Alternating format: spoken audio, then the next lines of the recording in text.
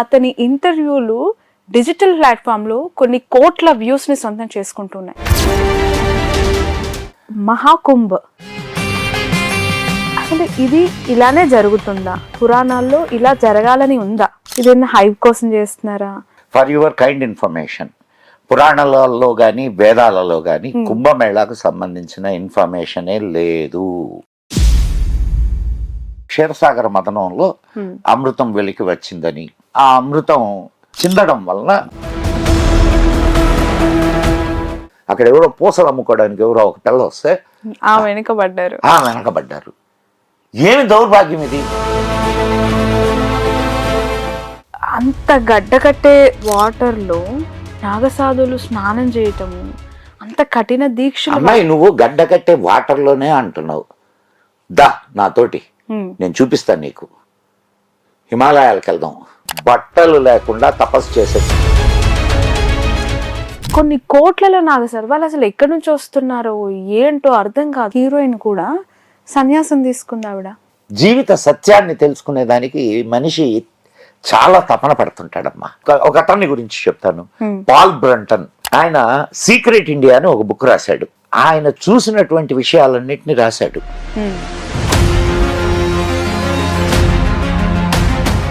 నమస్తే, welcome to cube TV network. నేను మీ Shravani, journalist. ఇప్పుడు నా ముందు కూర్చున్న వ్యక్తి గురించి మీకు ఏమని పరిచయం చేయాలో నాకు మాటలు రావట్లేదు. ఎందుకు అనంటే అతని ఇంటర్వ్యూలు డిజిటల్ ప్లాట్ఫామ్లో కొన్ని కోట్ల వ్యూస్ని సొంతం చేసుకుంటున్నాయి. అసలు ఆయన ఏం చెప్తున్నాడు? ఆయన ఏమి తెలియని విషయాలు బోధిస్తున్నారు? ఎందుకు అంతలాగా, దట్టు యంగ్ జనరేషన్ ఎందుకు అట్రాక్ట్ అవుతున్నారు అని చెప్పి ఒకసారి తొంగి చూస్తే మనకి తెలియని చరిత్ర, మనము నేర్చుకోవాల్సిన చరిత్రలోని అనేక అంశాలు తను ప్రస్తావిస్తూ ఉన్నారు. నిజంగా ఆయన మాట్లాడుతూ ఉంటే ఎన్ని గంటలైనా సరే అలా చూడాల్సిందే, కళ్ళు తిప్పకుండా వినాల్సిందే అనే విధంగా ఉన్నాయి ఆయన ఇంటర్వ్యూస్. నిజంగా వారిని ఏమని పిలవాలో కూడా నాకు అర్థం కావట్లేదు. లేట్ చేయకుండా మీకు ఇంట్రడ్యూస్ చేయబోతున్నాను. నమస్కారం, మదన్ మోహన్ గుప్తా గారు. మదన్ గుప్తా గారు ఇలా కూర్చొని మీరు లెసన్ చెప్తూ ఉంటే వినాలి. ఒక టీచింగ్ క్లాస్ లాగా ఉండాలి ఇంటర్వ్యూ అని నేను ఎక్స్పెక్ట్ చేస్తూ ఉన్నా. అసలు ఎన్ని ఇయర్స్ మీరు అలా దాచుకున్న సంపద అండి అది, ఆ సాహిత్యానికి సంబంధించి, చరిత్రలకు సంబంధించి. To be frank with you, నేనేం గొప్ప విషయాలు చెప్పట్లేదు. నా ఏజ్ వాళ్ళకి ఆల్మోస్ట్ ఇవన్నీ కూడా కొంత అధ్యయనం చేసిన వాళ్ళకి ఇవన్నీ తెలుసు. కాకపోతే వాళ్ళు బయటకు వచ్చి చెప్పడం లేదు, నేను బయటకు వచ్చి చెప్తున్నా, అంతే తేడా. I'm a common man. ఇప్పుడు స్వాతంత్రం వచ్చింది అనుకుంటున్న సమయానికి కొద్ది తర్వాత వాళ్ళం మేము. అవును. అండ్ స్వాతంత్ర సమరంలో ఉన్నటువంటి వాళ్ళతోటి అనుబంధం ఉన్నవాళ్ళం. మాకు అనేక విషయాలు వాళ్ళ ద్వారా తెలిసాయి. అండ్ అనేక విషయాలు మేము కళ్ళతో చూసాం. సో అవి మేము మీ జనరేషన్తో పంచుకుంటున్నాం, అంతే. రైట్. చాలా చాలా క్వశ్చన్స్ ఉన్నాయి మిమ్మల్ని అడగాల్సినవి. మెయిన్ వైల్ అసలు హూ ఆర్ యూ? నేను ఇందాకనే చెప్పాను, ఐఎమ్ కామన్ మ్యాన్ అని. I'm common Indian. Of course. అసలు ఏం చేసేవాళ్ళు? బాపు గారు మీ ఇంటికి వచ్చేవాళ్ళట.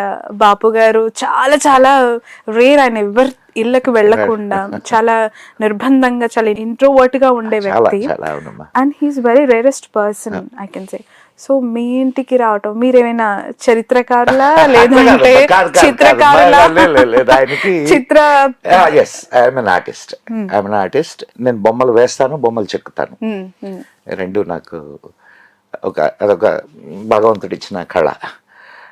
ఆయనకి చిన్న ఫ్యామిలీస్ అంటే చాలా ఇష్టం అమ్మా. వాళ్ళతోటి గడపాలంటే చాలా ఇష్టం. నేను చెప్పాను కదా, నా లైఫ్లో సెకండ్ టర్మ్ ఒక టెక్నికల్ పర్సన్ని, ఆడియో విజువల్ ప్రోగ్రామర్ని నేను. బాపు గారికి ఒక అవసరం ఏర్పడింది. ఆయనకి మెహదీ హసన్, బడే గులాం అలీ ఖాన్ వీళ్ళ పాటలు అంటే వాళ్ళ సంగీతం అంటే చాలా ఇష్టం. బడే గులాం అలీ ఖాన్ పేరు మీద ఇక్కడ ఒక Yes. కాలనీ హిమాయత్ నగర్ లో ఉంది అసలు నేను అతన్ని సర్చ్ చేశానండి when I was in TV9 actual గా ఒక స్టోరీ చేశానండి అతని బర్త్ కి సంబంధించి. నేను చాలా షాక్ అయ్యా. అతనికి ఇప్పటికీ కూడా ఒక ఏరియా పేరు పెట్టడం, అతని సమాధి ఉన్నారంట. ఇక్కడ ఉన్నారు ఆయన. గజల్స్ పాడే గజల్స్ అద్భుతంగా ఉంటాయి. బడే గులాం అలీ ఖాన్ ఆయనకి చాలా ఇష్టం. ఎంత ఇష్టం అంటే అప్పట్లో ఇంత టెక్నాలజీలు లేవు కదా. అప్పుడు ఈయన టేప్ రికార్డర్ తీసుకెళ్ళి వాళ్ళు పాడుతూ ఉంటే రికార్డ్ చేసుకునేవాడు. ఈయన టేప్ రికార్డర్ లో రికార్డ్ చేసుకునేవాడు వాళ్ళ గజల్స్ ప్రోగ్రామ్స్కి వెళ్ళి రికార్డ్ చేసుకొని ఆ క్యాసెట్లు పెట్టుకొని వింటూ బొమ్మలు వేసేవాడు. మెహదీ హసన్ ఈ బడే గులాం అలీ ఖాన్ అవి టెక్నాలజీ అవుట్డేట్ అయిపోయింది. ఇప్పుడు అసలు మన ఇవే టేప్ రికార్డర్లే లేకుండా పోయినాయి. ఇప్పుడు ఎట్లా అది వినాలన్నా ఆయన ఏం చేశారంటే మదన్ గారు ఆయన బివి పట్టాభిరామ్ గారికి చెప్పారనమాట, ఇట్లా నా దగ్గర క్యాసెట్లు ఉన్నాయి, దాన్ని డిజిటైజ్ చేసేటటువంటి మార్గం ఏదైనా చూడు అని. మన సత్యం రామలింగరాజు గారికి ఆ క్యాసెట్లన్నీ పంపించారు. ఆయన 2 నెలలు ఆయన దగ్గర ఉంచుకొని ఆయనకి ఇప్పుడు ఆయన సిస్టమ్ వేరు, ఆయన ఇది వేరు, నాకు వీలు కావడం లేదండి అని ఆయన పంపించేశారు. తర్వాత బివి పట్టాభిరామ్ని అడిగారంట, ఇంకెవరైనా ఉంటే చెప్పు అని అంటే, మీకు ఒక ఏకలవ్య శిష్యుడు ఉన్నాడు, నాకు నిజంగా చెప్తున్నాను, దిస్ ఇస్ మై నాకున్న బెస్ట్ మెమరీస్లో ఒకటి అనమాట. నేను చిన్నప్పటి నుంచి నాకు బాపు గారి బొమ్మలు అంటే ఎంత ఇష్టమో. నేను బొమ్మలు వేసేవాడిని, ఆయన బొమ్మలు వేసేవాడిని. ఏదైనా ఇదైతే ఆయన బొమ్మ పెయింటింగ్ వేసి ప్రజెంట్ చేసేవాడిని. అంత ఇది నాకు. నేను పెళ్ళికి వెనకాడుతూ ఉంటే మా నాన్నగారు అనేవారు అనమాట, నీకు బాపు గారి బొమ్మలు ఎక్కడ దొరుకుతారా, దొరికిన అమ్మాయిన బాపు బొమ్మ అనుకోని ఉన్న దాంట్లో తృప్తి చెందాలి. అంటే అంత పిచ్చి అనమాట. అసలు ఆయన చూస్తాను అని అనుకోలేదు, ఆయన్ని కలసడం అనేది నాకు అది కలలో మాట. అట్లాంటిది మా ఊర్లో ఉన్నప్పుడు, అంటే అప్పటికి ఇక్కడ ఎస్టాబ్లిష్ అయ్యాను నేను, మా ఊరికి వెళ్ళినాను. ఊరిలో ఉన్నప్పుడు ఒక ఫోన్ వచ్చింది. ఫోన్ వస్తే మదన్ గారైనా మాట్లాడేది అని. ఎస్ అండి, నా పేరు బాపు అండి, బొమ్మలు వేస్తూ ఉంటాను, నేను మీతో ఒక చిన్న పని పడింది అని చెప్పి అన్నాడు అనమాట. అసలు నాకు ఏమొస్తాయి సార్, నేను ఇప్పుడు ఇక్కడ నెల్లూరులో ఉన్నాను, ఇట్లా వచ్చేస్తాను సార్, నేను అంటే 2 డేస్లో మళ్ళీ వచ్చేస్తాను, అయితే నేను మీ ఇంటికి వస్తానండి అని అన్నారు.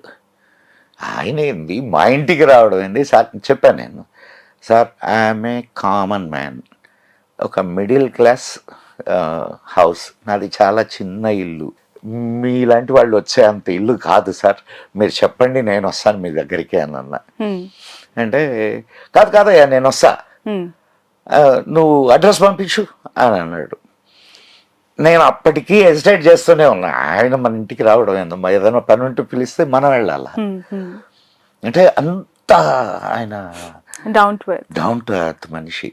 సరే అడ్రస్ పంపించాను, ఆల్ ఆఫ్ ఎ సడన్ వచ్చేసారమ్మా, ఒక పెట్టె తీసుకొని. ఆయన పెట్టెలో ఎంత పెట్టుకున్నారు ఆయన అసలు, పెట్టె తీసుకొని వచ్చి, నా ఆస్తి నీకు ఇస్తున్నా, నువ్వు దీన్ని జాగ్రత్తగా డిజిటైజ్ చేసి మళ్ళా నాకు ఇవ్వాలా, ఇదే మాటలు మా ఆయన చెప్పింది. సరే ఇంటికి వచ్చారు, సరే ఆయన్ని కూర్చోబెట్టి పాదపూజ చేసుకున్నాం. నాకు నేను గురువు కదమ్మా నాకు ఆయన సోఫాలో కాస్త అనీజీగా ఇట్లా అంటున్నాడు. సార్ ఏంటి సార్ అని అంటే, నాకు ఇక్కడ బాగుండదండి అని నేల మీద కూర్చున్నాడు. నోట మాట రాలేదు. అసలు రావద్దు అని అన్నప్పుడు నిజంగా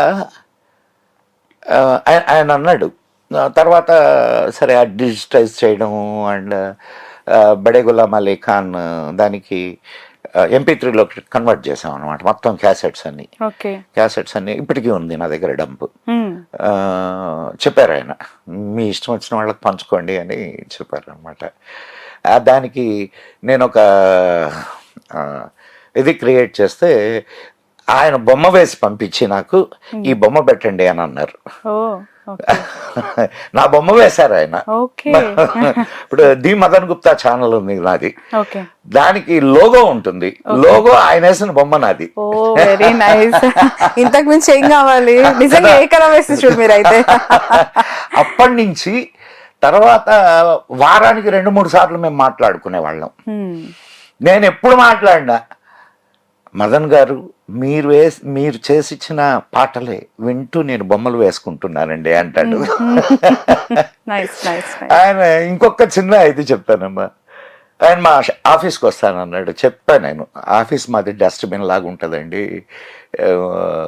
మీరు వచ్చేంత ఆఫీస్ కాదు అని అంటే, అదేం లేదండి నా ఇల్లు చూసారా, నా ఇల్లు కూడా అట్నే ఉంటుంది, డస్ట్బిన్ లాగా ఉంటుంది, నేను కింద కూర్చొని అన్ని ఎక్కడ పడి ఉంటాయండి, అక్కడే కూర్చొని బొమ్మలు వేసుకుంటుంటాను అని అన్నాడు అనమాట. అంటే అసలు నాకు అట్లా వాళ్ళని చూస్తే ఒక్కటే అనిపించిందమ్మా, ఆయన ఎంత పెద్ద ఆయన, ఎంత గొప్ప చిత్రకారుడు, గొప్ప డైరెక్టరు, గొప్ప, ఇంకా నాకు ఆ గొప్ప అనే దానికి కూడా ఏమీ పారామీటర్ లేదు. అటువంటి వాళ్ళు ఒక కామన్ మ్యాన్తో, నేను కామన్ మ్యానేనమ్మా, ఒక కామన్ మ్యాన్తో చాలా అంటే సన్నిహితంగా వాళ్ళ హైరార్కీలు అవన్నీ చూపించకుండా అతి సామాన్యంగా మామూలు మన మనుషుల్లాగా మామూలుగా అతి అతి సహజంగా ఉండడం, అవి నేర్చుకోవాల్సింది. నువ్వు ఎంత ఎదిగినా ఒదిగి ఉండాలి. మనం వాళ్ళు ఇప్పుడు ఆయన ఋషి అమ్మ. నేను నా జీవితంలో 2 ఋషుల్ని చూశాను అమ్మాయి. ఒకరు మా గురువు గారు బాపు గారు, 2 అబ్దుల్ కలాం గారు. ఆయన కూడా అమ్మ, ఆయన ఏదో ఆయన అంతా దేశానికి రాష్ట్రపతి, but I never seen him as ఆభిజాత్యం అండ్ ఆ గర్వం ఏమి లేవమ్మా, పదవి వచ్చిన అస్సలు. ఆయన చాలా కామన్ మ్యాన్ అనమాట, కామన్ మ్యాన్. నేను వాళ్ళ ఇంటికి కూడా వెళ్ళి వచ్చాను, వాళ్ళ అన్నగారితోటి వాళ్ళతోటి మా ఫ్యామిలీతో కలిసి వెళ్ళి ఇచ్చేసి వచ్చాము. నువ్వు అన్నం తింటున్నాడు అనుకోమ్మా, నువ్వు అక్కడ కానీ కనిపిస్తే Madan come here, had you food అనేవాడు. నేను ఒక దారుణాని కంటే తక్కువ అమ్మా, గేట్ మ్యాన్ కంటే కూడా తక్కువ. అంటే ఆయనకు టెక్నికల్ అసిస్టెన్సీ ఇచ్చా, అది వేరే విషయం. బట్ ఆయన భోంచేద్దు అని అంటే దాన్ని ఎట్లా చూస్తావు నువ్వు చెప్పు నాకు? ఏం నేర్చుకోవాలి నువ్వు అట్లాంటి వాళ్ళ దగ్గర నుంచి? అందుకే ఆయన చనిపోయినప్పుడు కూడా అసలు ఎంత ఎమోషనల్ అయిపోయింది దేశం అంతా కూడా. ఆ క్వాలిటీ నిజంగా అసలు అటువంటి వాళ్ళ దగ్గర, అటువంటి వాళ్ళని చూసి నేర్చుకోవాలి అసలు మనిషి అంటే ఏమిటి అనేది. అంతే. నేను టెక్నికల్ సర్వీసెస్ ఇచ్చేవాడిని వాళ్ళకి. ఒకసారి ఒక చిన్న ప్రాబ్లం వచ్చింది, నేను కరెంటు వైర్ని అట్టే పీకుతున్నా, నాకు అలవాటైన ఇదే కదా. Madan, what you are doing, don't do that, let it be. ఆయన ప్రజెంటేషన్ ఆగిపోద్ది లేకపోతే. అంత కేరింగ్ పర్సనాలిటీ. రాముడు గొప్పోడు, కృష్ణుడు గొప్పోడు, బుద్ధుడు గొప్పోడు, ఏం ప్రయోజనం? వాళ్ళ గొప్పతనం మనల్ని ఏమన్నా మార్చిందా లేదా, అది కదా మ్యాటర్స్. వాళ్ళు గొప్ప వాళ్ళైనంత మాత్రం నీకు ఒరిగిందేం లేదు. Coming to the subject, please, sorry, I have taken little because మీరు దేన్ని టచ్ చేయకూడదు దాన్ని టచ్ చేశారు. అయ్యో లేదు, బికాస్ కనిపిస్తుంది మీ కళ్ళల్లో journey of both persons, feelings really మీ మనసులో అలా గూడు కట్టుకుని ఉన్నాయి. మిమ్మల్ని కదిలిస్తే ఎమోషన్ బయటపడుతుంది. ట్రూ. అంటే ఎవరైనా అండి జీవితంలో వస్తూ ఉంటారు వెళ్తూ ఉంటారు, కానీ వాళ్ళతో ఆ టైం అంటే ఆ సావాసం ఉంటుంది కదండి, yes that is the most important. Yes ఎన్ని రోజులు వాళ్ళతో కలిసి ఉన్నాం అనేది, ఎన్ని జ్ఞాపకాలు పదిలంగా Yes. జీవితాంతం పెట్టుకున్నాము. ఆయనతోటి చాలా కొంతకాలం కలిసి జర్నీ చేసే అవకాశం నాకు దొరికింది వీళ్ళిద్దరితోటి. యా, అది నా జీవితంలో నేను మర్చిపోలేదు మర్చిపోలేని ఇది. True. కానీ నా జీవితాన్ని కూడా చాలా మార్చినటువంటి వ్యక్తులు ఇద్దరు. వ్యక్తులు ఇద్దరు. మీ జీవితమే కాదు, చాలా మంది జీవితాలు రియలైజేషన్ అవుతాయి, ఎందుకంటే yes. వాళ్ళ స్టోరీస్ అలాంటివి, వాళ్ళ నేచర్ అలాంటిది, వాళ్ళ పుట్టుకే Yes. ఒక- For the cause. అంతే, For the ఇంకా cause. అంతకుమించి ఏం చెప్పలేము ఇంకా. రైట్. సో మిమ్మల్ని అడగడానికి చాలా క్వశ్చన్స్ నేను రాసుకున్నాను, అవన్నీ ఇప్పుడు ఎంత టైంలో మీరు చెప్తారో నాకు తెలీదు. But first question we can start with Kumbh Mela. Mahakumbh అసలు ఇది ఇలానే జరుగుతుందా? పురాణాల్లో ఇలా జరగాలని ఉందా? పుష్కరాలు వస్తూ ఉంటాయి, ఒక్కో నదికి ఒక్కోసారి జరుగుతూ ఉంటాయి. అఫ్ కోర్స్ ఇప్పుడు 2027లో కూడా మళ్ళీ ఇక్కడ మన ఆంధ్రాలో గోదావరికి రాబోతుంది అనుకోండి. మహాకుంభ జరుగుతున్న తీరును చూస్తూ ఉంటే ఎక్కడైనా కూడా ఇంకేమైనా ఆలోచనలు పుట్టే అవకాశం కనిపిస్తుంది. అంటే ఆలోచిస్తూ ఉంటే గా వెళ్తే ఇదేనా హైప్ కోసం చేస్తున్నారా, లేదంటే ఏదైనా ఇంటెన్షన్స్ దీని వెనక ఉన్నాయా? ఇంకొకటి ఈ క్వశ్చన్తో రిలేటెడ్ కొంచెం పెద్ద క్వశ్చన్, ఇది నాగ సాధువులు కొన్ని కోట్లలో నాగసారు, వాళ్ళు అసలు ఎక్కడి నుంచి వస్తున్నారో ఏంటో అర్థం కాదు. మునుగుతున్నారు తేలుతున్నారు పోతున్నారు, ఎక్కడికి పోతున్నారు, వాళ్ళ ఎట్లొస్తారు, వాళ్ళ ప్రాముఖ్యత ఏంటి, పురాణాల్లో ఉందా? ఫర్ యువర్ కైండ్ ఇన్ఫర్మేషన్, పురాణాలలో కానీ వేదాలలో కానీ కుంభమేళాకు సంబంధించిన ఇన్ఫర్మేషనే లేదు. ఓ, క్వశ్చనే కదా మరి, పురాణాల్లో లేదు, వేదాల్లో లేదు, ఇతిహాసాల్లో లేదు. కానీ ఇక్కడ ఇట్లా జరగడం ఏమిటి? మీరు కుంభమేళాకు సంబంధించి ఒక 2-3 కథలు ప్రచారంలో ఉన్నాయి జనాశ్రుతంగా. అంటే ఒకటి విన్నా నేను, అమృతం చిలికితే ఆ బిందువులు అక్కడ పడినాయి అని. అమృతం రిలేటెడ్ అది. ఈ 2-3 కథలు కూడా అమృతం రిలేటెడే. ఏంటంటే క్షీరసాగర మదనంలో అమృతం వెలికి వచ్చిందని, ఆ అమృతం చిలకడం వలన, అది చిందడం వలన అవి ఒక 4 ప్లేసెస్లో పడ్డాయని, ఆ 4 ప్లేసెస్లో కుంభమేళ జరుగుద్ది. నాసిక్, హరిద్వార్, ప్రయాగ్రాజ్ అండ్ ఉజ్జయిన్, ఈ 4 ప్లేసెస్లో. మీకు క్షీరసాగర మదనం వరకు ఉంది కథ మనకి ఎక్కడ పురాణాల్లో, కానీ బిందువులు పడడం అనేది లేదు. ఓకే, ఒకటి. రెండవది ఇంకొకటి, వినత కద్రువల కథ విన్నావా నువ్వు? వినత కద్రువ లేదండి. వినత పుత్రుల్ని వైనతేయులు అంటారు. ఓకే, ఎవరు వైనతేయుడు చెప్పు, ఒక వైనతేయుడు గురించి. ఇది తెలుసుకోవాలా? మీ దగ్గర ఇప్పుడు క్లాసెస్ వినాలి నేను, మీరు తిరిగి క్వశ్చన్స్ అడిగితే ఇక్కడ లేమన్నా. గరుడు వినత కొడుకు. ఓకే. అండ్ సూర్యుడి యొక్క రథసారథి మాతలి వినత కొడుకు. కద్రువ కొడుకులు నాగులు. ఓకే, మనకు కథ ఉంది, వినతా కద్రువల కథ. వాళ్ళిద్దరూ ఒక ఋషి పత్నులు. వీళ్ళిద్దరూ అట్లా వ్యాహ్యాళ్ళకి, అంటే షికార్కి వెళ్తే ఒక శ్వేత అశ్వం కనిపిస్తుంది, అంటే వైట్ హార్స్ కనిపిస్తుంది. కనిపిస్తే వీళ్ళిద్దరు చూస్తారు, అబ్బా చెల్లి చూడు శ్వేతాశ్వం ఎంత అందంగా ఉందో అని అంటుంది. ఎవరు? వినత. కద్రువ ఏమంటదంటే, అక్క దాని తోక మాత్రం నల్లగా ఉంది అక్క అని అంటది. వీళ్ళిద్దరూ కాదు అంతా తెల్లగా ఉంటే నీకు తోక ఎందుకు నల్లగా కనిపిస్తుంది అంటే, అయితే దగ్గరికి వెళ్ళి చూద్దాం అని అంటారు. ఈ లోపల పందెం అక్క అని చెప్పి ఇద్దరు పందెం వేసుకుంటారు. ఏంటంటే దాని తోక నల్లగా ఉంటే నువ్వు నాకు దాస్యం చేయాలా, తోక తెల్లగానే ఉంటే నేను నీకు దాస్యం చేస్తా అని పందెం వేసుకుంటారు. పందెం వేసుకొని దాని దగ్గరకు పోతున్నప్పుడు కద్రువ తన బిడ్డలకి చెప్పుద్ది, నాగులకి, మీరు వెళ్ళి దాని తోకకు చుట్టుకోండి అని. తోకకు చుట్టుకుంటాయి. దూరం నుంచే కదా చూస్తారు, దగ్గరికి వెళ్ళేసరికి నల్లగానే కనిపిస్తుంది. సో వినత కద్రువకు బానిస అవుతుంది. ఓకే.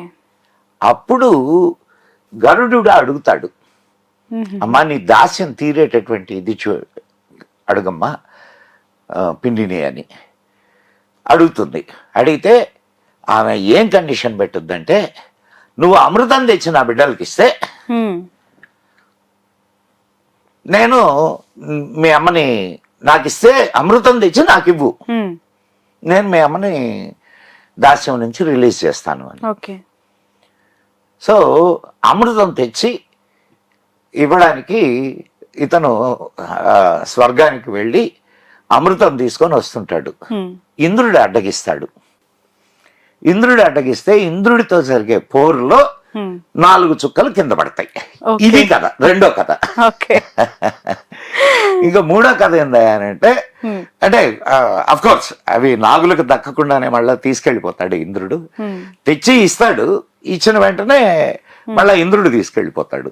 కాబట్టి కానీ ఈమెకు దాస్య విముక్తి జరుగుద్ది. ఇది వినతా కద్రువల కథ. నీకు అక్కడ వరకు ఉంది ఇది.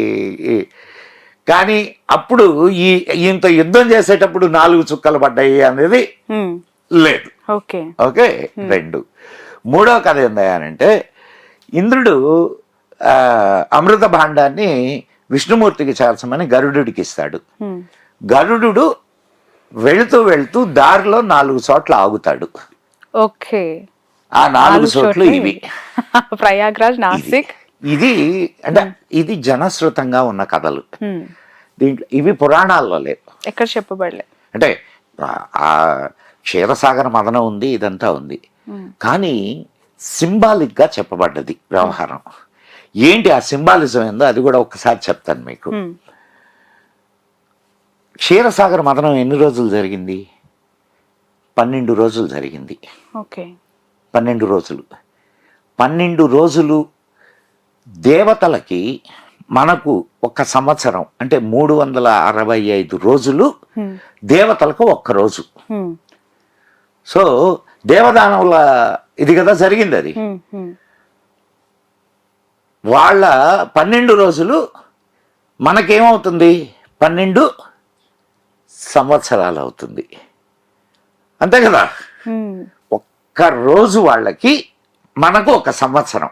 365 రోజులు. 365 రోజులు, రైట్. సో వాళ్ళు అక్కడ 12 రోజులు అని అంటే ఇక్కడ 12 సంవత్సరాలు, రైట్. ఓకే. అంటే ఈ కనెక్టివిటీ చెప్తున్నాను నేను. చంద్రుడికి, సూర్యుడికి, గురువుకి, ఈ ముగ్గురికి ఆ అమృత భాండానికి సంబంధించినటువంటి కేరింగ్ అప్పగిస్తారు. చంద్రుడు ఆ అమృత భాండాన్ని, అంటే దాంట్లో నుంచి అమృతం చిందకుండా కాపాడాల్సిన బాధ్యత చంద్రుడిది. ఆ కలశం ఏదైతే ఉందో ఆ కలశం విచ్ఛిన్నం కాకుండా చూడాల్సిన బాధ్యత సూర్యుడిది.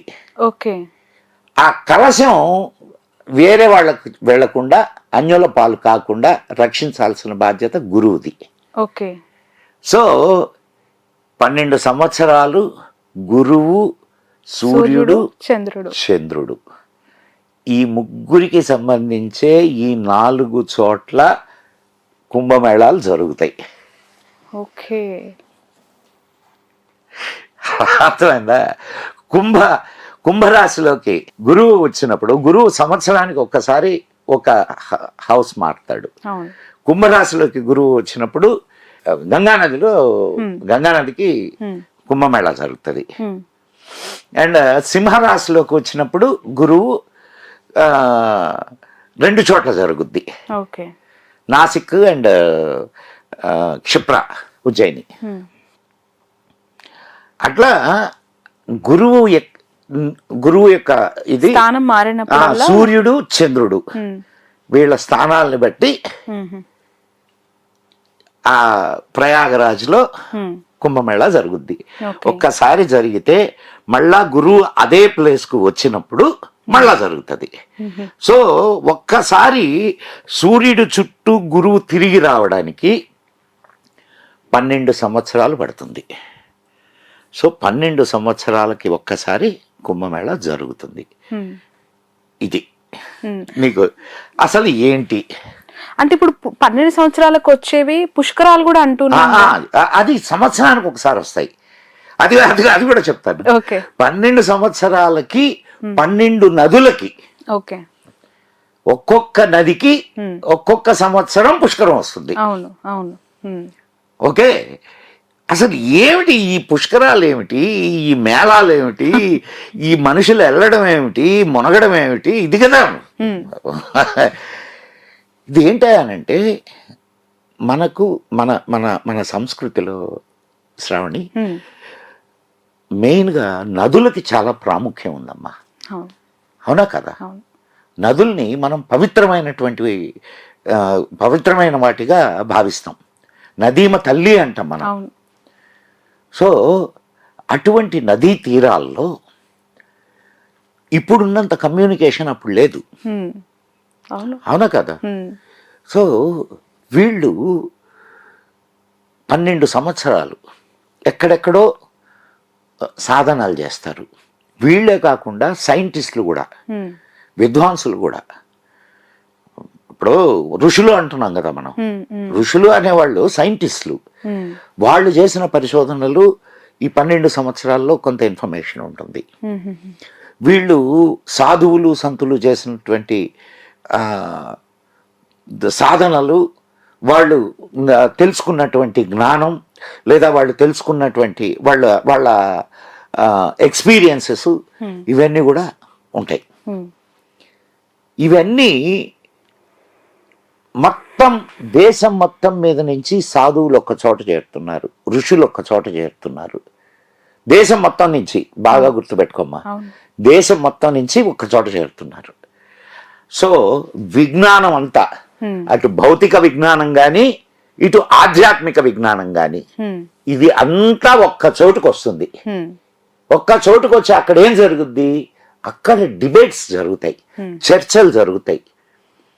వీళ్ళు సాధించినటువంటి విషయాల్ని అక్కడ చర్చ చేసుకుంటారు. ఇది కరెక్ట్, ఇది తప్పు, ఇది కరెక్ట్, ఇది తప్పు. సో ఫైనల్గా అల్టిమేట్గా ఒక రిజల్ట్ని తీసుకుంటారు. తీసుకొని ఇక్కడ ఏం జరుగుతుంది? వాళ్ళ చర్చలు జరిగినాయి, బాగానే ఉన్నాయి, అవుట్పుట్ కూడా వచ్చేసింది. అది ఎట్లా దేశం మొత్తం స్ప్రెడ్ కావాలి? అక్కడికి వచ్చినటువంటి భక్తుల ద్వారా. భక్తులకు వాటిని బోధిస్తారు. అంతేకాకుండా ఇప్పుడు కుంభమేళాకి, ఇప్పుడు అంటే ఉదాహరణకు తీసుకుందాం, కుంభమేళాకి ఒకరు కన్యాకుమారి నుంచి వచ్చాడు, ఒకడు కాశ్మీర్ నుంచి వచ్చాడు. ఇక్కడ విషయం తెలుసుకున్నాడు. వాడు ఎట్లా వెళ్తాడు మళ్ళా కన్యాకుమారికి కానీ కాశ్మీరానికి కానీ? ఇప్పుడులాగా విమానాలు, రైళ్లు, బస్సులు లేవుగా. వాళ్ళు కాలినడకనే వెళ్ళేవాళ్ళు. కాలినడకన ఎట్లా వెళ్తారు? గ్రామాలు దాటుకుంటూ వెళ్తారు. సో మధ్యలో మాట మంతి జరుగుతుంటది. కాకపోతే Kashmir is the land of knowledge. ఒక చిన్న ఇది చెప్తాను అర్థం కావడానికి. ఇది అంటే మన సంస్కృతిని తెలిస్తే, మన సంస్కృతి తెలిస్తే దాంట్లో ఉన్న గొప్పతనం తెలుస్తుందమ్మా. పెళ్ళిళ్ళలో చూస్తుంటాం కాశీ యాత్ర అని. అవును. ఆయన కాశీ యాత్రకు బయలుదేరంగానే బావమరిది వచ్చి కాళ్ళు కడిగి, బావ మా చెల్లెల్ని ఇస్తాను, ఇక్కడే ఉండిపో బావా, గిఫ్ట్ ఇచ్చి ఆకట్టుకొని మచ్చిక ఇది ఎందుకు చేస్తున్నారు? ఇది ఇంత ముందు కాలంలో ఏం చేసేవాళ్ళు అంటే, అమ్మాయికి అబ్బాయికి ముందు నిశ్చితార్థం చేసుకుంటారు. నిశ్చితార్థం అయిన తరువాత అబ్బాయి కాశీకి వెళ్తాడు. కాశీకి వెళ్ళి కాశీలో విద్య నేర్చుకుంటాడు. విద్య నేర్చుకొని తిరిగి వస్తాడు. అప్పుడు పెళ్లి చేస్తారు.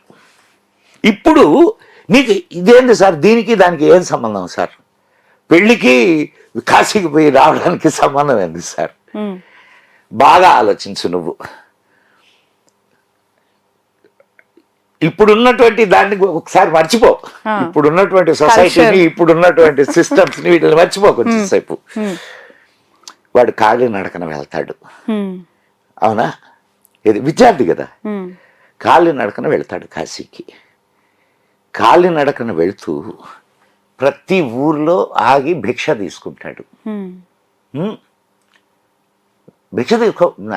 విద్యార్థులకి భిక్ష తీసుకునే, భిక్ష ఇచ్చేటటువంటి సంప్రదాయం మనకున్నది. అన్నాన్ని అమ్మేవాళ్ళు కాదు, ఇప్పుడులాగా హోటల్ గీటర్లు ఏం లేవు అప్పుడు. దానం చేసేవారు. అసలు అతిథి వచ్చాడు అని అంటే ఇంకా పరమానందంగా ఇంట్లో అన్నం పెట్టేవాళ్ళు. అన్ని షడ్రసోపేతంగా. అతిథి వస్తే పండగ వస్తే ఎట్లా ఇది చేస్తారో అట్లా చేస్తారు. సో అది అన్నం పెట్టేవాళ్ళు. ఆ ఊళ్ళో విశేషాలన్నీ తెలిసాయి. అక్కడ విద్య నేర్చుకున్నాడు, మళ్ళా అట్లనే వస్తాడు. వాడు రోజు బ్రతకడానికి ఎట్లయినా సరే బ్రతకగలను అనేటటువంటి ధీమాత వస్తాడా రాడా? ఇప్పుడు అమ్మాయిని ఇచ్చి పెళ్లి చేశా, కాన్ఫిడెన్స్. పెళ్లి చేస్తే నేను బ్రతకడమే కాదు నా భార్యను కూడా బ్రతికిస్తాను. నీకు వాడికి విద్య ఉంది, అనుభవం ఉంది, దేశ పర్యటన చేసిన అనుభవం ఉంది, ఎవరితో ఎట్లా ప్రవర్తించాలా, ఎట్లా మాట్లాడాలా, ఎట్లా ఇది చేయాలా అనేటటువంటి యాటిట్యూడ్ అలవాటు అవుద్ది. అవునా కాదమ్మా? సో తను బ్రతకగలడు, తన భార్యను బ్రతికించగలడు. అండ్ సరే, ఇక్కడ వాళ్ళు కాశీకి వెళ్తున్నారు, కాశీ వాళ్ళు ఎక్కడికి వెళ్తారు? ఇదే సాంప్రదాయం కాశీలో ఉంది. ఓకే, మనం ఎట్లయితే కాశీకి వెళ్తున్నామో కాశీ వాళ్ళు కూడా వెళ్తారు. ఎక్కడికి అంటే కాశ్మీరానికి. ఓకే, కాశ్మీరం అప్పట్లో విద్యాపీఠం, సరస్వతి పీఠం ఉండేది అక్కడే కదా. ఓకే, సో వాళ్ళు అక్కడికి వెళ్ళి విద్య నేర్చుకుంటారు. ఓకే, సో ఇంత ఆనాడు సైన్స్ ఉంది, ఆనాడు టెక్నాలజీ ఉంది, ఆనాడు అన్నీ ఉన్నాయి. ఇవన్నీ కాశ్మీరం నుంచి కన్యాకుమారి దాకా ఒకే సిస్టంలో ఉండేవి. కాశ్మీరంలో పంచాంగం తయారయ్యేది అక్కడ. ఆ పంచాంగాన్ని కన్యాకుమారిలో వాళ్ళు కూడా వాడేవాళ్ళు. అక్కడ ఒక సొసైటీయే ఉండేది కాశ్మీర్లో. ఇది పంచాంగాన్ని తయారు చేసే సొసైటీ. సో ఈ సైన్స్ అంతా ఎట్లా స్ప్రెడ్ అయింది? Is it not science? పంచాంగం అనేది ఒక సైన్స్ టేబుల్, అది గ్రహగతులకు సంబంధించిన టేబుల్ అమ్మా పంచాంగం. సో అది నీ పల్లెలో పిలక బాపడికి అక్కడ అరుగు మీద కూర్చొని ఉంటే వచ్చి, అయ్యా ఏ రోజు బాగుందో చెప్పయ్యా అని అంటే పంచాంగం చూసి చెప్తాడు. ఇదో ఈరోజు అమావాస్య, ఈరోజు అమావాస్య నిజంగా కూడా అమావాస్య, ఈరోజు అమావాస్య. ఎట్లా తెలిసింది? పంచాంగం. ఈ నాలెడ్జ్ ఎట్లా స్ప్రెడ్ అయింది? సో ఇవన్నీ కూడా నాలెడ్జ్ని స్ప్రెడ్ చేసేటటువంటి కేంద్రాలు. ఏది? ఈ మేళాలు, ఈ పుష్కరాలు, ఇవన్నీ. ఆడకెళ్ళి మొనకేసి వస్తే అయిపోదు, దయచేసి. ఇంకేం చేయాలి? కుంభమేళాకు వెళ్ళారా అంటే ఏం చేశారంటే స్నానం చేసాం, ఇదే కదా మాట్లాడేది. ఇంకా దీనికి మించి ఏముంది మరి? అదే నేను చెప్పింది ఇప్పుడు దాకా. ఓకే, దాన్ని మించే మనకేస్తే మురికి బాద్దేమో గానీ జ్ఞానం రాదు. అమ్మా, ఏది దేనికి ఏర్పాటు చేశారో ఆ ఫలితాన్ని నువ్వు పొందాలి అని అంటే ఆ విషయాన్ని నువ్వు తెలుసుకొని అక్కడికి వెళ్ళాలా. అక్కడ ఎంతమంది సాధన చేసినటువంటి సాధువులు వచ్చున్నారు, వాళ్ళ దగ్గర నుంచి ఏం సంపాదించుకున్నావు, నువ్వు ఏమి నేర్చుకున్నావు, వాళ్ళ దగ్గరికి వెళ్ళావా నువ్వు? అసలు వాళ్ళని కలిసావా? వాళ్ళ దగ్గర వాళ్ళని అడిగావా? అయ్యా నువ్వు ఏం జ్ఞానం సంపాదించుకున్నావు? ఒకడెవడో పోతాడు, ఇది ఆయన ఒక ఆయన ఇట్లా చెయ్యి పైకెత్తి సాధన చేసే ఒక ఆయన హఠయోగి ఉన్నాడు. ఆయన దగ్గర పోయి నువ్వు ఎట్ట భజన చేస్తావు అని అడుగుతాడు. అక్కడ ఎవరో పూసలు అమ్ముకోవడానికి ఎవరో ఒక పిల్ల వస్తే వెనకబడ్డారు. ఏమి దౌర్భాగ్యం ఇది? నువ్వు ఏమి తెలుసుకోవాలా అక్కడికి వెళ్ళి?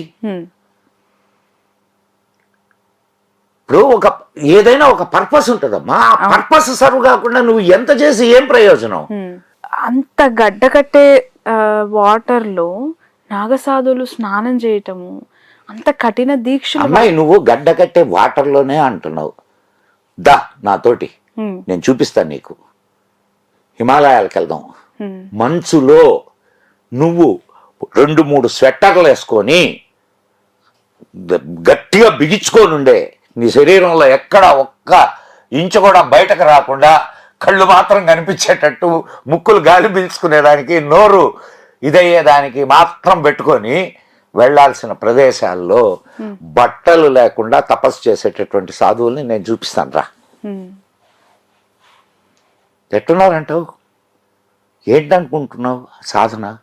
నేను నీకు ఎందుకు చెప్తున్నానంటే, నువ్వేమనుకుంటున్నావు అంటే ఇది ఒక మామూలు 5 ఎలిమెంట్స్తో తయారైనటువంటి బాడీ అనుకుంటున్నావు. దీంట్లో అనంతమైనటువంటి శక్తి ఉంది. ఆ శక్తిని నువ్వు గుర్తించడంలా, ఆ శక్తిని వాళ్ళు గుర్తించి వెలికి తీస్తున్నారు. ఈ ప్రపంచంలో ఏముందో అదే నీలోనూ ఉందమ్మా. నువ్వేం ప్రత్యేకం ఏం కాదు. కాకపోతే నువ్వు ప్రత్యేకం అనుకుంటూ బతికేస్తున్నావు. బతుకు చాలిస్తున్నావు. సో కుంభమేళాకి వెళ్ళిన వాళ్ళు స్నానంగా నాగసాధువులను కలవాలి. యాక్చువల్ ఒక్క నాగ సాధువులే కాదమ్మా, అనేక సాంప్రదాయాలకు సంబంధించినటువంటి సాధువులు ఉంటారు. నువ్వు నీకు నచ్చినటువంటి సాంప్రదాయంలో నీ జర్నీ స్టార్ట్ చేయి. ఈసారి 10,000 మంది యువకులు నాగదీక్ష తీసుకున్నారు. 10,000 మంది. ఏం చూసారు? ఏం అట్రాక్ట్ అవుతున్నారు వాళ్ళకి ఏం కనిపిస్తోంది? అమ్మాయి, ప్రతి ఒక్కడిలో ఒక ఆధ్యాత్మిక తపన ఉంటుందమ్మా. ఇది బాగా ఏంటి, ఎప్పుడైనా నువ్వు ఏంటి ఈ జీవితం, దీని యొక్క పరమార్థం ఏంది, ఎందుకు పుట్టాము, ఎందుకు చేస్తున్నావు, ఇంతకు మించింది ఏమన్నా ఉందా అనే ఆలోచన రాదా నీకు? వస్తుందా రాదా? ఆ తపన కొంచెం ఎక్కువైతే ఏమవుతుంది? నువ్వు ఏం ఆలోచించకుండా ఇక ఈ సంసారం ఇదంతా ఏం లేకుండా వెళ్ళిపోతావు. నివృత్తి మార్గంలోకి వెళ్ళేవాళ్ళు అనేక రకాలుగా ఉంటారు. నాకు తెలిసినటువంటి అఘోరీలు ఐటీ ప్రొఫెషనల్స్ ఉన్నారు. ఎందుకు అంటే అంత వైరాగ్యం వచ్చి వెళ్తున్నారా, లేదంటే ఆ సోల్ కనెక్షన్? అమ్మాయి నీకు నాకు ఇప్పుడు ఒక ఐఐటి సాధువుని ఎవరినో అక్కడ చూపిస్తున్నారు, కానీ నాకు తెలిసినటువంటి ఐఐటి వాళ్ళు ఉన్నారు. చాలా మంది స్నేహితులు ఉన్నారు నాకు, చాలా మంది ఉన్నారు స్నేహితులు. మన కాళహస్తిలో అడవుల్లో ఉంటారు. ఉన్నాడు ఒక ఆయన, నా మిత్రుడు, హైదరాబాదీయే. ఆయన హైదరాబాద్ వచ్చినప్పుడు వచ్చి కలుస్తాడు నన్ను. మేమిద్దరం చాలా విషయాలు డిస్కస్ చేసుకుంటాం. ఇప్పటికీ నేను ఫోన్ చేస్తాను, మాట్లాడుకుంటుంటాం. ఆయన్ని చూస్తే నువ్వు దగ్గర కూడా రానియవు. అంత భయంకరంగా ఉంటుందా? కాదు, ఒక అడుక్కు తినేవాడే కాస్త శుభ్రంగా ఉంటాడు, కాస్త అంటే మంచిగా ఉంటాడు. ఈయన ఒక జుట్టుకి ఒక ఇది కట్టుకొని, ఒక లూజ్ చొక్కా తెల్లది వేసుకుంటాడు, ఒక అడ్డ పంచి కట్టుకుంటాడు, ఒక సంచి వేసుకుంటాడు, తిరుగుతుంటాడు. కదిలిచ్చు, ప్రపంచం అంతా చెప్తాడు నీకు.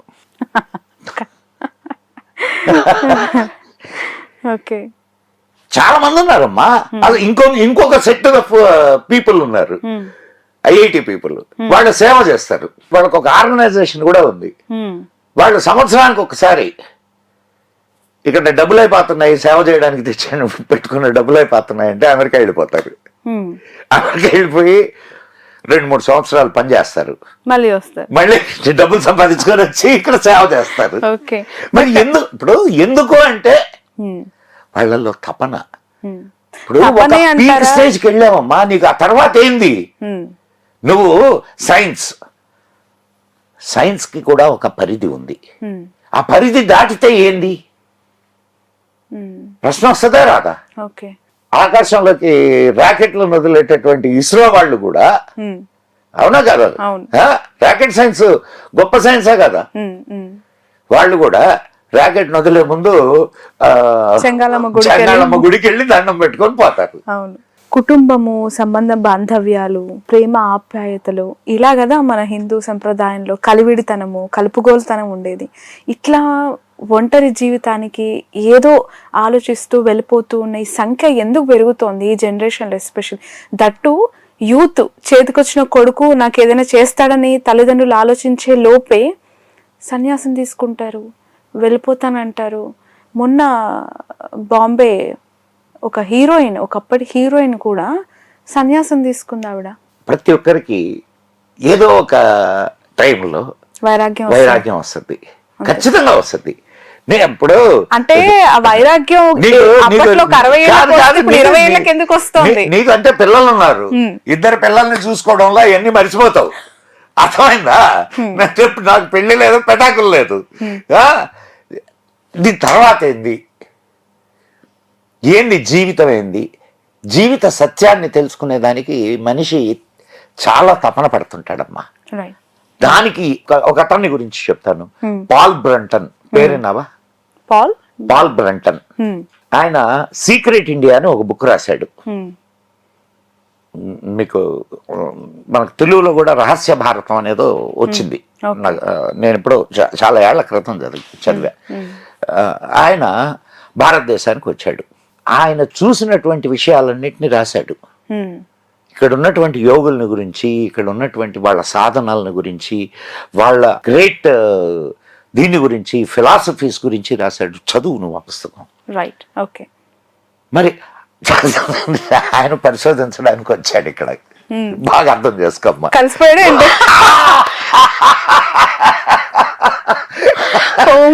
రమణాశ్రమంలో ఉండిపోయాడు, అరుణాచలంలో. Oh my God. సో ఇంత ఉందా మన భారతదేశంలో? అంటే అట్రాక్ట్ చేసే థింగ్స్ వచ్చి అలా. నిన్న కాక మొన్న స్టీవ్ జాబ్స్ భార్య వచ్చి ఇక్కడ దీక్ష తీసుకోలేదా? వాళ్ళు, నీకు ఒక్క విషయం గుర్తుపెట్టుకోమ్మా, ప్రవృత్తి మార్గం, నివృత్తి మార్గం, 2 మార్గాలు మనకి. ప్రవృత్తి మార్గం అని అంటే సంసారంలో ఉండి నీ సాధన నువ్వు చేస్తూ, నీ సంసారాన్ని గడుపుతూ, నీ సోషల్ లైఫ్ని నువ్వు జీవిస్తూ, సరి అయినటువంటి ధర్మ మార్గంలో నడుస్తూ మోక్షానికి చేరడం ప్రవృత్తి మార్గం. నివృత్తి మార్గం అని అంటే అన్నీ వదిలేసి మోక్షం ఒక్కటే ధ్యేయంగా నడిచేటటువంటి మార్గం నివృత్తి మార్గం. మళ్ళా దీంట్లో ఇంకో 2 ఉన్నాయి. ప్రవృత్తి మార్గంలో మళ్ళా ప్రవృత్తి, నివృత్తులు ఉన్నాయి. ప్రవృత్తి మార్గంలో అంటే ఈ ప్రవృత్తి మార్గంలోనే తామరాకు మీద నీటి బొట్టులాగా ఉండేటటువంటి వాళ్ళు ఉన్నారు. అంటే ప్రవృత్తి మార్గంలో నివృత్తి మార్గం, they do their duty, but ఇవి ఉండవు వాళ్ళకి. వచ్చిందా కానీ, రాలేదా కానీ, అట్లా ఉండేవాళ్ళు ఉన్నారు. అండ్ అంతా నాకే కావాలా, అంతా నేనే చేయాలా అనేటటువంటి ప్రవృత్తి మార్గం ఉండేది. ప్రవృత్తి మార్గమే, దాంట్లో ప్రవృత్తిలో నివృత్తి, ప్రవృత్తిలో ప్రవృత్తి. అట్లానే నివృత్తి మార్గంలో కూడా 2 మార్గాలు ఉన్నాయి. నివృత్తి మార్గంలో ప్రవృత్తి మార్గం, నివృత్తి మార్గం 2 ఉన్నాయి. నువ్వు ఈ మఠాలు ఇవన్నీ ఉన్నాయే, అవి నివృత్తి మార్గంలో ప్రవృత్తి మార్గాలు. అంటే మనది చిన్న కుటుంబం అయితే వాళ్ళది పెద్ద కుటుంబం. ఉన్నాయి కదా ఇప్పుడు మఠాలు సాధువుల మఠాలు ఆశ్రమాలు ఇవన్నీ ఉన్నాయి కదా, అవి పెద్ద పెద్ద కుటుంబాలు, మనది చాలా చిన్న కుటుంబం. వాళ్ళ దగ్గరికి వెళ్తే చెప్తారు మీకు. ఓకే, ఈ మధ్య కాలంలో మీరు చూసే ఉంటారు, అఘోరాల పైన ఉన్న ఒక ఆలోచన దృక్పథం మారుతుందా? ఈ మొన్న బట్టలు లేకుండా ఒక లేడీ అఘోరా ఈ తెలుగు స్టేట్స్ లో తిరిగింది. నిజంగా అలాంటి వేషధారణతో అలాంటి ఉన్నారు. నీకు ఇక్కడికి వస్తారు కదా, నాకు తెలిసినటువంటి సాధువులు చాలా చక్కగా ఇంగ్లీష్ మాట్లాడతారు, అద్భుతంగా ఇంగ్లీష్ మాట్లాడతారు, ఉంటారు. నివృత్తి మార్గంలో ఉండి కూడా సోషల్ కాన్షియస్నెస్ తో వర్క్ చేసే వాళ్ళు ఉన్నారు కొంతమంది. వివేకానంద నివృత్తి మార్గం, కానీ సోషల్ కాన్షియస్నెస్, అందుకే ఆయన అంత కీర్తింపబడుతున్నారు కదా. సాధువుల్లో చాలా మంది ఉన్నారు అట్లా. ఓకే, చాలా మంది సాధువుల్లో ఉన్నారు. అనంతమైన విజ్ఞానం అమ్మ, మనం ఎంత నేర్చుకోగలం, మన జీవితం ఎంత చాలా చిన్నది. కాబట్టి నిరంతరంగా నేర్చుకుంటుండే విద్యార్థిగా ఉండు. మీరు నేర్చుకొని మాకు నేర్పిస్తూ ఉండండి, మేము వాళ్ళకి చూపిస్తూ ఉండం. Thank you so much. That's all. Madan గారితో దిస్ స్పెషల్ ఇంటర్వ్యూ. నాకు తెలిసేది ఇంత చాలా పెద్ద లెందియస్ట్ ఇంటర్వ్యూ. సో నేను 2 parts లో ఈ ఇంటర్వ్యూని మీకు అందించాలనుకుంటున్నాను. ఫస్ట్ part 1 లో కొన్ని విషయాలు, part 2 లో కొన్ని విషయాలు. అది అయిపోయిన తర్వాత మళ్ళీ పిలుద్దాం. ప్రేక్షకుల కోరిక మేరకు ఈ ఎంటైర్ ఇంటర్వ్యూ చూసి మీ అభిప్రాయాన్ని మాత్రం ఖచ్చితంగా కమెంట్ రూపంలో తెలియచేయండి. అండ్ మీకేమైనా డౌట్స్ ఉంటే కింద మాత్రం పోస్ట్ చేయండి. తిరిగి వచ్చి మళ్ళీ మదన్ గారిని మళ్ళీ నెక్స్ట్ ఇంటర్వ్యూలో మనం అడుగుదాం. That's all for now. చూస్తూనే ఉండండి cube TV. 89 doctors day special. కుటుంబ సభ్యుల మెడిసిన్ పై 50% తగ్గింపు. డాక్టర్ కన్సల్టేషన్ ఉచితం. డైట్ మరియు ఎక్సర్సైజ్ చార్ట్, ఇమ్యూనిటీ బూస్టర్ మరియు ఫ్రీ కౌన్సిలింగ్. అన్ని రకాల అనారోగ్య సమస్యలకు 89 తో పరిష్కారం.